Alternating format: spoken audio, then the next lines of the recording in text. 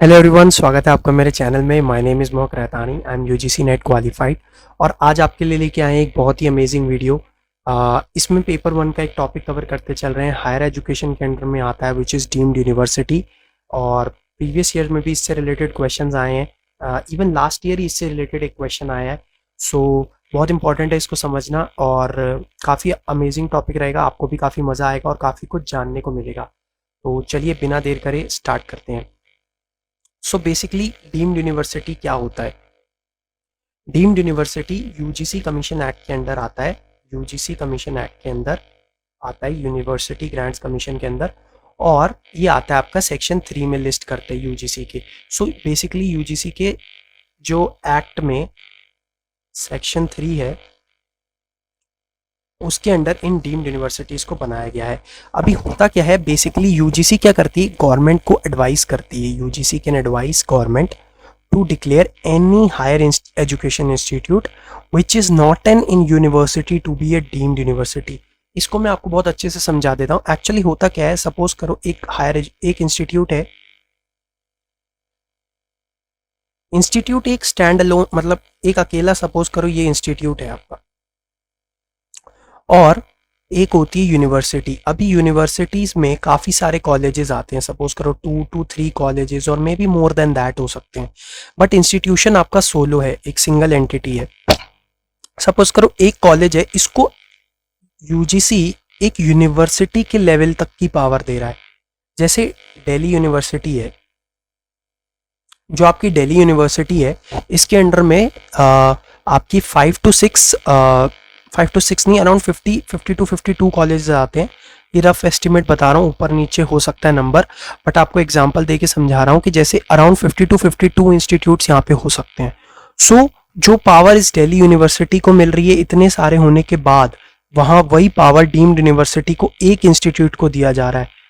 अभी आपको आश्चर्य होगा कि क्यों ऐसा हो रहा है, क्या ऐसा कुछ खास है इस यूनिवर्सिटी में, तो उसी को हम समझते हैं। सो बेसिकली डीम्ड यूनिवर्सिटी का क्या होता है? Deemed university simply an institution which provides high standard in specific area of study. अभी भाई अगर आपको यूनिवर्सिटी के लेवल के हक मिल रहे हैं तो आपका स्टैंडर्ड हाई होना ही चाहिए। ऑब्वियस सी बात है ये तो, क्योंकि बिना हाई स्टैंडर्ड के तो कोई आपको इतनी सारी पावर्स देगा नहीं। और पावर्स क्या है वो भी अभी हम समझते हुए चलेंगे। सो यहाँ पे क्या रहता है, ये जो अगर स्टेटस किसी को मिल जाता है तो वो इंजॉय करता है same benefits and privileges that are available to any university in the country. So ये पॉइंट मैंने आपको ऑलरेडी एक्सप्लेन कर दिया। अभी हम समझते हैं इन यूनिवर्सिटीज का रोल क्या है, बेसिकली इनको लाया क्यों गया है। तो यूजीसी डीम्ड रेगुलेशन 2019 में आया था ये।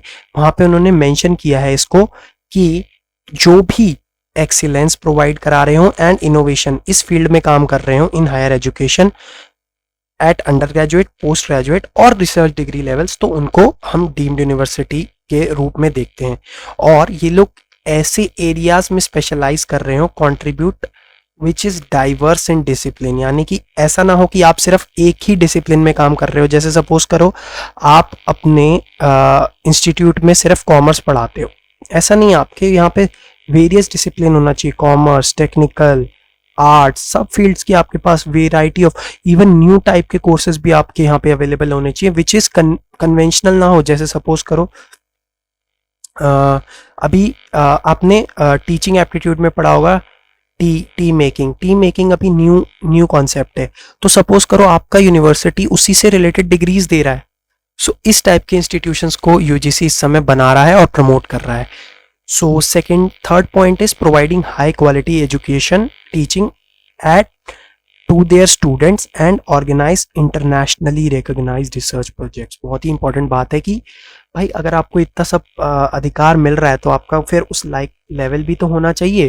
तो आप उस लेवल की इंटरनेशनली आपके रिकॉग्नाइज्ड रिसर्च प्रोजेक्ट्स होने चाहिए, स्टूडेंट ऑर्गेनाइज कराएं ऐसी चीज़ें आपके यहाँ पे। सो बेसिकली इसी रोल से इनका दायित्व बनता है। अभी हम समझते हैं difference between deemed to be university and private university. ये बहुत इंपॉर्टेंट पॉइंट रहेगा क्योंकि यहीं से आपको क्वेश्चन स्टेटमेंट फॉर्म में आते हैं और यहीं से ट्विस्ट करने के लिए ट्राई करता है। सो पहला पॉइंट समझते हैं degree. They can usually award their own degree और डिप्लोमा। दे कैन, बिकॉज क्यों? क्योंकि यूनिवर्सिटी बन गए ना। अगर आप यूनिवर्सिटी बन गए तो आप अपना डिग्री और डिप्लोमा बिल्कुल दे सकते हो, कौन रोक सकता है आपको। लेकिन अभी ये समझो, प्राइवेट यूनिवर्सिटी के साथ ऐसा नहीं है। अभी यूनिवर्सिटीज की भी कैटेगरी है। आपकी जो यूनिवर्सिटी है अगर वो प्राइवेट है तो उसको कुछ यूजीसी की गाइडलाइंस माननी पड़ती है। जो गवर्नमेंट यूनिवर्सिटीज जनरली होती हैं इनको आप फुल ऑटोनॉमी मिलती है, और यहाँ पे एक तरीके से डीम्ड को भी ये गवर्नमेंट के लेवल पे ला रहा है और फुल ऑटोनॉमी दे रहा है। बट प्राइवेट के पास उतनी ऑटोनॉमी नहीं होती है, इवन आफ्टर वो प्राइवेट यूनिवर्सिटी ही क्यों ना हो। सो इनके पास जो पावर रहती है, दे कैन अवॉर्ड डिग्री और diploma only after approval of UGC. यानी इनको यूजीसी की भी अप्रूवल की जरूरत नहीं थी और प्राइवेट यूनिवर्सिटी को उसकी जरूरत पड़ती। अभी सेकंड पॉइंट कवर करते हैं ऑटोनॉमी से रिलेटेड। जो डीम टू बी यूनिवर्सिटीज होती हैं they have high degree of autonomy in terms of courses, management etcetera, कि ये लोग अपने आप डिसीजन मेकिंग कर सकते हैं, इनको यूजीसी से कुछ पूछना नहीं पड़ेगा। But private universities have to follow regulations, इनको पूछना पड़ेगा यूजीसी से। क्यों? ये बिना पूछे काम नहीं कर पाएंगे। अभी इसके 2 मोर पॉइंट्स कवर करते हैं। ऑफ कैंपस सेंटर, जो डीम टू बी यूनिवर्सिटीज हैं वो ऑफ कैंपस सेंटर ओपन कर सकती है बट प्राइवेट नहीं कर सकती, और कर सकती है तो 5 ईयर की एग्जिस्टेंस होनी चाहिए और सर्टेन मोर कंडीशंस होना चाहिए। अभी ऑफ कैंपस सेंटर क्या होता है? ऑफ कैंपस, सपोज करो ये आपका इंडिया है, इंडिया में आपका एक इंस्टीट्यूशन है दिल्ली में, और आप सोच रहे हो कि मैं लखनऊ में एक ब्रांच खोल लेता हूं अपने कॉलेज की। सो इन डीम टू बी यूनिवर्सिटी आपको कोई दिक्कत नहीं है, आप इजीली खोल सकते हो जाकर। बट प्राइवेट यूनिवर्सिटीज में आपको यूजीसी की अप्रूवल लेनी पड़ेगी ऐसा करने के लिए। आई होप ये पॉइंट आपको क्लियर हो गया होगा।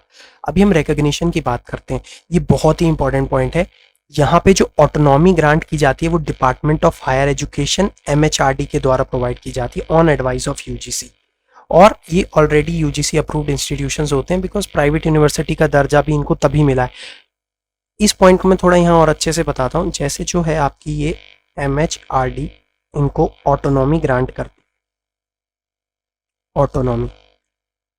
अच्छा एक चीज देखना, इनको यूजीसी ऑटोनॉमी ग्रांट नहीं कर रही है, इनको एमएचआरडी ग्रांट कर रही है। बट किसकी एडवाइस पे कर रही है?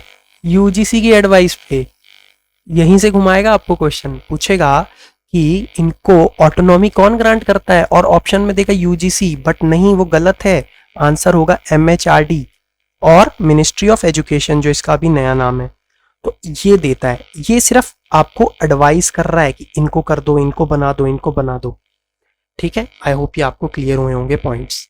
चलिए अब समझते हैं कि इनका क्राइटेरिया क्या है। बेसिकली इनको कब बनाया जाता है declare to be deem to be university. अभी ये क्या कह रहा है, ऐसे यूजीसी किसी को भी नहीं बना देता है, डजंट गो है, just go head and grant deemed university status to any institution. कुछ कुछ आपको कंडीशंस फुलफिल करनी पड़ेंगी जो कि क्लॉज 14 में क्लॉज 4.1 में लिस्टेड है यूजीसी रेगुलेशन 2019 में। अभी पहला पॉइंट पढ़ते हैं। Institution should be at least 20 years old, यानी 20 ईयर्स एग्जिस्टेंस में होना चाहिए। Second point, it should have a valid accreditation by NAAC with at least 3.26 CGPA for 3 consecutive cycles, or it should have at least 2/3 technical programs accredited by NBA। अभी हम इसको थोड़ा समझते हुए चलते हैं। देखिए NAAC जो है और NBA, जो NAAC है ना ये आपके UGC के अंडर आती है, और जो NBA है वो AICTE एक्ट के अंदर आती हैं, AICTE एक्ट के अंदर। सो जो NAAC है वो सारे इंस्टीट्यूशंस को रैंकिंग देती हैं, बट जो NBA है वो टेक्निकल को देती है, यानी बेसिकली टेक्निकल को NAAC नहीं देती बट NBA देती है। ठीक है, तो यहाँ पे क्या कह रहा है कि जो भी अगर NAAC से रिलेटेड रैंकिंग रहेगी वो तो होनी चाहिए आपकी 3.626, क्योंकि ये इंस्टीट्यूशंस को रैंकिंग देती है, और NBA जो है वो आपकी प्रोग्राम को रैंक करती है, आपके प्रोग्राम्स को रैंक करती है। तो इसकी बेसिकली आपको चाहिए 2/3 of technical programmes accredited by NBA, यानी कि यहाँ पे जो है आपके 2/3 टेक्निकल प्रोग्राम्स एक्रेडिटेड होने चाहिए। और यहाँ पे आपका लिए कोई ऐसी कोई रिक्वायरमेंट नहीं, बिकॉज 3.26 CGPA अगर आपको मिल रही है, क्योंकि ये लगभग टॉप इंस्टीट्यूशंस को ही मिलती है। ये बेसिकली आप कह सकते हो किसी के लिए भी A+ रैंकिंग और मे बी A रैंकिंग की कैटेगरी में आती है। ठीक है,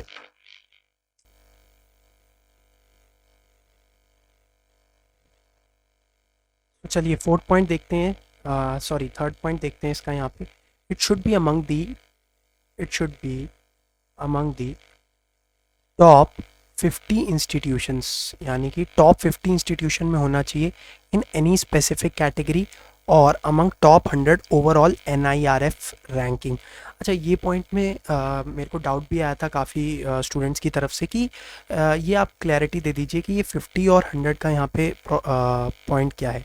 सो जो ये 50 वाला है, जैसे इसने कहा है स्पेसिफिक कैटेगरी में, जैसे आपकी एक कैटेगरी हो गई सपोज करें कॉमर्स, एक हो गई आपकी साइंस, तो जो ये अपनी स्पेसिफिक कैटेगरी है उसमें ये होनी चाहिए टॉप 50 में, यानी कि या तो आपकी 1 to 49 तक या मे बी 50th तक रैंकिंग होनी चाहिए यहाँ पे। लेकिन जो NIRF अपनी रैंकिंग देता है, NIRF की जो पूरे ऑल ओवर इंस्टीट्यूशंस की आती है, ये जो रैंकिंग होती है ये आपके पूरे ऑल ओवर इंस्टीट्यूशंस की होती है। सो इसकी जो भी रैंकिंग रहेगी उसमें आपको टॉप 100 में रहना है। यहाँ पे आप 50 से भी बाहर रहेंगे तो भी कोई दिक्कत नहीं है, 100 तक अलाउड है। अभी फोर्थ पॉइंट है, it should offer multi disciplinary courses, यानी कि यहाँ पे जो कोर्सेज होने चाहिए वो मल्टी डिसिप्लिनरी होने चाहिए, कन्वेंशनल नहीं होने चाहिए कि आप सिर्फ कॉमर्स पढ़ा रहे हो, साइंस। ऐसा हो सकता है कॉमर्स वाला आपका आर्ट्स के भी कोर्सेज साथ में कर सके। सो बेसिकली यहाँ पे ये वाला भी पॉइंट रहता है। ये बहुत इंपॉर्टेंट पॉइंट है fifth, that it should have at least 2 annual publication member in Scopus, web of science और पीयर रिव्यूड जर्नल। अभी देखो, सिंस इनको ऑटोनॉमी दी जा रही है, इनको ऑटोनॉमी किस बेसिस पे दी जा रही थी, बिकॉज, और या फिर यूनिवर्सिटी का दर्जा दिया जा रहा है बिकॉज UGC चाहता है रिसर्च कल्चर प्रमोट करना। UGC चाहता है रिसर्च कल्चर प्रमोट करना, और वो रिसर्च चाहे फैकल्टी के थ्रू आए चाहे स्टूडेंट्स के थ्रू आए, UGC को चाहिए कि ये सबके थ्रू आनी चाहिए, फैकल्टी को भी करनी चाहिए और स्टूडेंट्स को भी करनी चाहिए। तो फैकल्टी को भी उसी से एंगेज रखने के लिए यहाँ पे कहा गया है कि आप हमेशा अपने एवरी ईयर आपको 2 एनुअल पब्लिकेशन देनी है, इन स्कोपस में हो या वेब ऑफ साइंस में हो। वेब ऑफ साइंस, अभी मैं इसको थोड़ा सा आपको बता देता हूँ, आई होप इस पे थोड़ी आपको क्लैरिटी मिलेगी। इसको मैं यहाँ पे आपको समझाता हूँ। ये आप अगर UGC की वेबसाइट में जाएंगे, UGC केयर सर्च करना, स्पेसिफिकली UGC की नहीं है, ये आपकी है, वेट अ सेकेंड। सो ये आपकी है सावित्री बाई फूले करके, एक फूले यूनिवर्सिटी करके है, यहाँ पे आपको ये UGC की रैंकिंग मिल जाएगी। तो इसमें आपकी रहती है कि UGC केयर 1 की लिस्ट रहती है और आपकी एक UGC केयर 2 की लिस्ट रहती है। सो जो आपकी UGC केयर 1 है, इसमें आपके डोमेस्टिकली इंडेक्स जर्नल्स है, ये आपके डोमेस्टिकली इंडेक्स जर्नल्स, ठीक है। और जो आपकी UGC केयर 2 है, इसमें आपके इंटरनेशनली रिकॉग्नाइज्ड जर्नल आते हैं, ये आपके इंटरनेशनली रिकॉग्नाइज्ड जर्नल होते हैं। अभी इंटरनेशनली होने के बाद इसमें कैटेगरीज हैं, जैसे वेब ऑफ साइंस के अपने लिस्टेड जर्नल्स हैं, फिर आपका स्कोपस हो गया और other international journals, other international.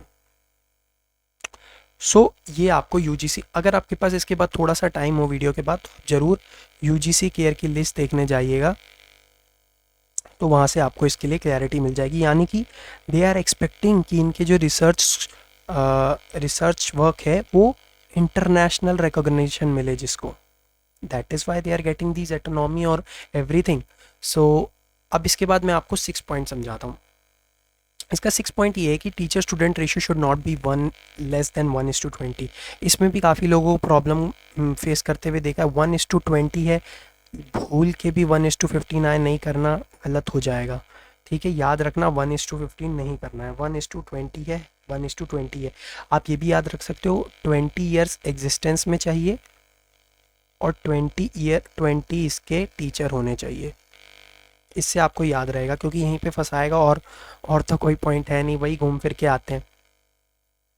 और number of faculty of member should not be less than 100, student should not be less than 2000, out of these at least 1/3 should be post graduate. बहुत important बात है, इसको मैं यहाँ पे लिख देता हूँ, वेट। ये क्या कह रहा है कि जैसे यहाँ से लिखना स्टार्ट करते हैं, टीचर स्टूडेंट का रेशियो 1:20, और टीचर आपके एटलीस्ट 100 होने चाहिए, स्टूडेंट आपके 2000 तक होने चाहिए। इन 2000 में से जो 1/3 है वो आपके पोस्ट ग्रेड या रिसर्च के स्टूडेंट्स होने चाहिए, यानी कि अराउंड 666.67 या 667 आप कह सकते हो, यानी इतने स्टूडेंट्स आपके पोस्ट ग्रेजुएट या रिसर्च होने चाहिए।